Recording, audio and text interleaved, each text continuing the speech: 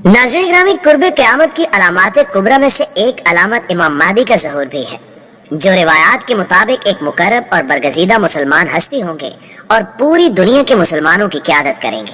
कुर्रे अर्ज़ पर बसने वाले तमाम मुसलमान उन्हें अपना निजात दहिंदा समझते हैं और शऊरी और लाशऊरी तौर पर इनकी आमद के मुंतज़िर भी रहते हैं। दूसरी जानिब ये भी एक हकीकत है कि मुस्लिम कौम दीगर अक़वाम की निस्बत थोड़ी सादा लो और जदीद टेक्नोलॉजी से कम वाकिफ साबित हुई है। हम मुसलमान दीन से मुतल्लिक किसी बात को इल्म व अकल से ज्यादा अकीदत की कसौटी पर परखते हैं और बसा औकात ये हद से बढ़ी हुई अकीदत हमारे लिए परेशानी और मुश्किलात का बायस भी बन जाती है। मुस्लिम कौम की इसी सादा लोही जदीद टेक्नोलॉजी से नाआशनाई और दीनी मामलात में अंधी अकीदत और तकलीद ने हमेशा दुश्मनाने इस्लाम और फितना परवरों को हमें मजहब के नाम पर चूना लगाने का मौका दिया और दीन दुश्मन कुव्वतों का कोई न कोई कारिंदा उठकर कभी इमाम महदी तो कभी हजरत ईसा अलैहिस्सलाम जैसी जलीलुल कदर हस्ती होने का झूठा दावा करता रहता है। ऐसे ही एक वाक़या सन 1970 में उस वक्त पेश आया जब इंडोनेशियन खातून ज़ोहरा फोना ने हजरत इमाम महदी अलैहिस्सलाम की वालदा होने का दावा कर दिया। उसका कहना था कि उसके बतन में मौजूद बच्चा दरअसल पूरी उम्मत मुस्लिमा के मुस्तकबिल के लीडर इमाम महदी है। अपने इस दावे का वो ये सबूत पेश करती कि ये बच्चा उसके रहम में अजान देता है और तिलावत कुरान करता है और इसकी अजान और तिलावत करने की आवाज उसके पेट के करीब कान रखकर सुनी जा सकती है। आनन फानन ये खबर पूरे मुल्क में फैल गई और बड़ी तादाद में लोग इस खातून की ज़ियारत करने और इसके पेट से कान लगाकर मुबैना इमाम महदी की आजान और तिलावत सुनने आने लगे। होते होते ये खबर इंडोनेशिया के हुकामे बाला तक भी पहुंची। उस वक्त इंडोनेशिया में सदर सुहार्तो की हुकूमत थी। होना तो ये चाहिए था कि हुकूमती ज़राए इस मामले की अच्छी तरह जांच पड़ताल करते, क्योंकि ये पूरी मुस्लिम दुनिया के साथ साथ खुद इंडोनेशिया की भी इज्जत और साख का सवाल। मगर उनका रवैया भी आम आवाम से मुख्तलिफ न था। सबसे पहले तो इंडोनेशिया के नायब सदर आदम मालिक ने ज़ोहरा को अपने यहाँ मदऊ किया और इमाम महदी की आजान सुनी और हद ये हुई कि इंडोनेशिया के वजीर मजहबी अमूर मोहम्मद डिशलन ने उस खातून से मुलाकात के बाद फतवा दे दिया कि जिस तरह हजरत इमाम शाफी का 3 साल तक रहमे मादर में रहने का मौजज़ा रूनुमा हुआ था, उसी तरह इमाम महदी का अपनी वालदा के पेट में आजान देना भी दौरे हाजिर का मुआवजा है। वज़ारत मजहब की इस तस्दीक के बाद ज़ोहरा खातून से मुलाकात के लिए इंडोनेशियन हुकाम का तांता बन गया। हत्ता कि सदर सुहार्तो और खातून अव्वल ने भी ज़ोहरा से मुलाकात का शरफ हासिल किया। अब तक ये खबर पूरी दुनिया तक फैल चुकी थी और सारा आलम इस्लाम खुशियां मना रहा था कि बस हमारे मसाइब और जवाल के खात्मे का वक्त करीब आन पहुंचा है। बहुत जल्द इमाम महदी इस दुनिया में तशरीफ लाकर दुश्मनाने दीन की सरकोबी करेंगे और उम्मत मुस्लिमा को उसका खोया हुआ अरूज वापस दिलाएंगे। इसके बाद ज़ोहरा फोना ने बहुत से मुस्लिम ममालिक की जानिब से दावत मिलने पर वहाँ के दौरे किए और अवाम में खूब मकबूलियत हासिल की, हत्ता कि उसे मरियम सानी तक का खिताब दे दिया गया। इन हालात में पाकिस्तान हजरत इमाम महदी की फैज़ व बरक़ात समेटने से भला कैसे पीछे रह जाता। उस वक्त याहिया खान मुल्क के सरबराह थे, सो हुकूमत पाकिस्तान ने भी अकीदत और न्याजमंदी से सरशार होकर ज़ोहरा साहिबा को दौरे पाकिस्तान की दावत दे दी ताकि यहाँ के अवाम गुर्बत और महंगाई और अमन व अमान जैसे गुमराह कुन और फजूल मामलात से हटकर कुछ अखरवी जिंदगी की भी फिक्र करें। जैसे ही ज़ोहरा खातून पाकिस्तान तशरीफ लाई तो सबसे पहले जय्यद उलमा का एक वफद उनसे मुलाकात करने और ये तस्दीक करने पहुंचा कि क्या वो बच्चा हकीकत में इमाम महदी है भी या नहीं। लिहाजा मौलाना औकाड़वी और मौलाना एहतिशामुल हक थानवी ने बजाते खुद खातून के पेट के करीब कान लगाकर आजान सुनने के बाद ये तस्दीक कर दी कि खातून सच फरमा रही हैं और इनके बदन में इमाम महदी ही परवरिश पा रहे हैं।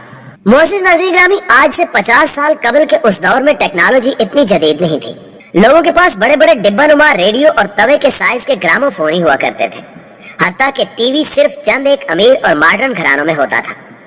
टेप रिकॉर्डर भी बड़े साइज का होता था जो कोई ही इस्तेमाल करता था और अवाम की अक्सरियत को तो इन चीजों का पता भी नहीं था। दुनिया की निहायत तरक्की याफ्ता ममालिक में लोगों के पास मिनी कैसेट प्लेयर या वॉकमैन हुआ करते थे जिनका पाकिस्तान जैसे मुल्क में तसव्वुर भी नहीं था। और ये मिनी प्लेयर उस दौर की इस कदर जदीद इजाद थे कि इनको साइंस फिक्शन फिल्मों में जासूसी के हैरत अंगेज डिवाइस के तौर पर दिखाया जाता था। लिहाजा उस खातून ज़ोहरा फोना ने भी कोई मिनी प्लेयर ही टांगों में चिपका कर छुपा रखा था। सो इस मामले में हम अपने उलमा कराम को बहुत ज्यादा कसूरवार नहीं ठहरा सकते, क्योंकि एक तो वो इतनी एडवांस साइंसी इजाद से कोई वाकफियत नहीं रखते थे دوسرے گانے بجانے والے شیطانی بازوں یعنی TV, radio, tape recorder وغیرہ سے تو ویسے ہی ان کا کوئی واسطہ نہ تھا۔ ان کے وہم و گمان میں بھی نہ تھا کہ ان میں سے کسی چیز کو اس انداز میں بھی استعمال کیا جا سکتا ہے۔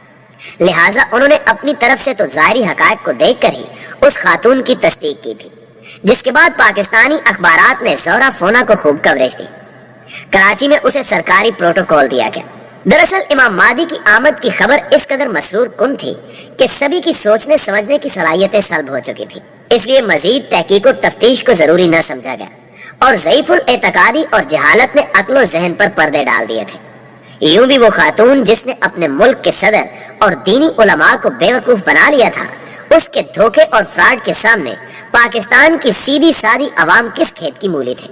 پھر دنیا نے وہ منظر دیکھا کہ کراچی کی 5 لاکھ سے زائد عوام اور تمام مسلک اور فرقوں کے نامی گرامی علماء کرام نے غیر شرعی طور پر زہرہ کی امامت میں نماز جمعہ ادا کی۔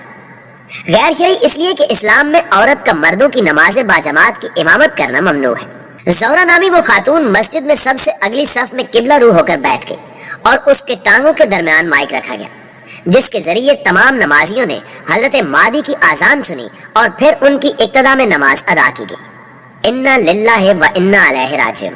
کسی نے بھی یہ بات سوچنے کی زحمت گوارا نہ کی کہ اگر وہ خاتون نعوذ باللہ حضرت امام مہدی کی والدہ ہے تو بھی حضرت امام مہدی کی امامت میں نماز ادا کرنے کے لیے کم از کم ان کے پیدا ہونے اور ہوش سنبھالنے کا ایک کچھ سال انتظار کر لیا جائے۔ اتنے عقیدتوں بھرے ماحول میں کچھ لوگ ایسے بھی تھے جن کی سائنسی چھٹی حس اس سارے منظر کو اتنی آسانی سے ماننے کو تیار نہ تھی، لہٰذا انہوں نے صورتحال کی تہ تک پہنچنے کا ارادہ کر لیا۔ چنانچہ کراچی کی ڈاؤ میڈیکل یونیورسٹی اور سندھ میڈیکل کالج کی طالبات کے ایک گروہ نے زہرہ سے ملنے کی خواہش کا اظہار کیا۔ ان طالبات کی اس سے ملاقات کرنے کی بار بار کوششوں کے باوجود زہرہ انہیں ہر دفعہ چکمہ دے کر نکل جاتی۔ آخر ایک دن وہ طالبات زہرہ کو قابو کر کے اس کا تفصیلی معائنہ کرنے میں کامیاب ہو گئی اور انہوں نے اس کی ٹانگوں کے ساتھ چپکایا گیا منی پلیئر برآمد کر لیا، جس سے آذان اور تلاوت کی ریکارڈنگ سنا کر وہ لوگوں کے سامنے امام مہدی کی والدہ ہونے کا جھوٹا دعویٰ کرتی تھی۔ اس سے پہلے کہ زہرہ کے خلاف کوئی کارروائی ہوتی، وہ نوسر باز عورت فوری طور پر خفیہ طریقے سے پہلے بھارت اور پھر وہاں سے انڈونیشیا فرار ہو گئی۔ بعد میں زہرہ اور اس کے شوہر کو انڈونیشیا میں گرفتار کر لیا گیا اور ان دونوں نے اعتراف کیا کہ انہوں نے یہ سب ڈرامے بازی دولت اور شہرت حاصل کرنے کے لیے کی تھی۔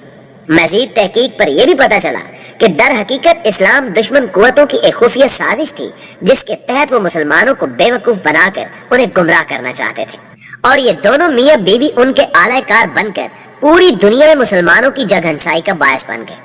اس سارے فراڈ کا ڈراپ سین تو ہو گیا، مگر لوگ آج بھی اس واقعے کو یاد کر کے مسلمانوں کا خوب مذاق اڑاتے ہیں۔ ناظرین گرامی، اس واقعے سے ہمیں 2 سبق ملتے ہیں۔ پہلا یہ کہ کسی بھی خبر یا بات کی اچھی طرح جانچ پرکھ کیے بغیر اس کی تصدیق کرنا یا اسے آگے سے آگے پھیلانا کس قدر سبکی اور شرمندگی اور بعض اوقات نقصان کا باعث ہو سکتا ہے۔ اس سلسلے میں تو قرآنی تعلیمات بھی بالکل واضح ہیں۔ سورہ حجرات کی آیت نمبر 49 میں اسی چیز کے شعور اجاگر کیا گیا ہے۔ فرمان الہی ہے کہ اے ایمان والو، اگر کوئی فاسق تمہارے پاس کوئی خبر لائے تو تم اس کی اچھی طرح تحقیق کر لیا کرو، ورنہ ایسا نہ ہو کہ انجانے میں تم کسی قوم کو نقصان پہنچا دو، پھر تمہیں اپنے کیے پر پچھتانا پڑے۔